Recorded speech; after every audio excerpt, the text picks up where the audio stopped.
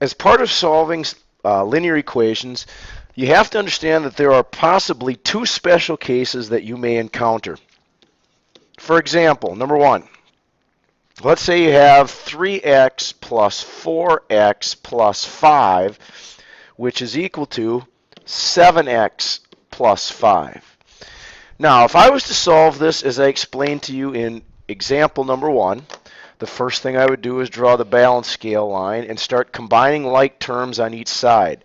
What I underlined in red, I noticed 3x plus 4x, that makes 7x plus 5 is equal to, and on the other side I have 7x plus 5.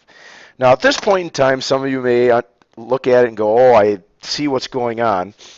But just to continue explaining, now I have two linear equations equal to each other, and again, I'm going to look at which coefficient of x is larger. Well, I notice they're both the same. So if I minus 7x to both sides, these are going to cancel out, and these are going to cancel out, and my variable is gone. And all I have left is 5 equal to 5. And my question to you guys is, how often is 5 equal to 5? Well, I hope that all of you say, well, that's always true.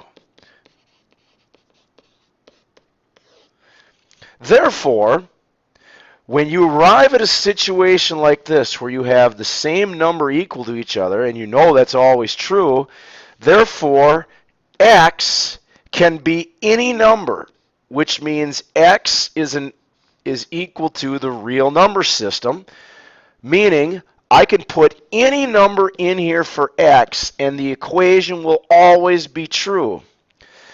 This is called the identity equation. This is the identity, which means all real numbers is the solution to this problem. All real numbers, because any number can be put in for x and make the equation true. If you have further questions about that, please make sure you ask me during class. Now, let's look at case number 2.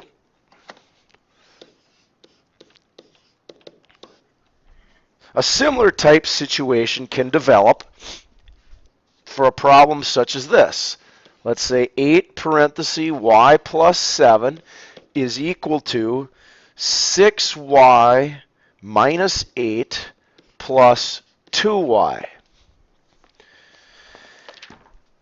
Using what we know about solving linear equations, I'm going to distribute, get rid of the parentheses, and I get 8y plus 56 is equal to, and now on the other side of the parentheses, I got to combine some like terms. The 6y and the 2y make 8y minus 8.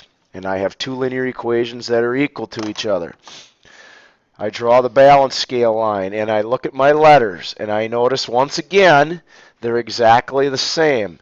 So when I minus 8y from both sides, these cancel, and these cancel, and I get 56 equals negative 8.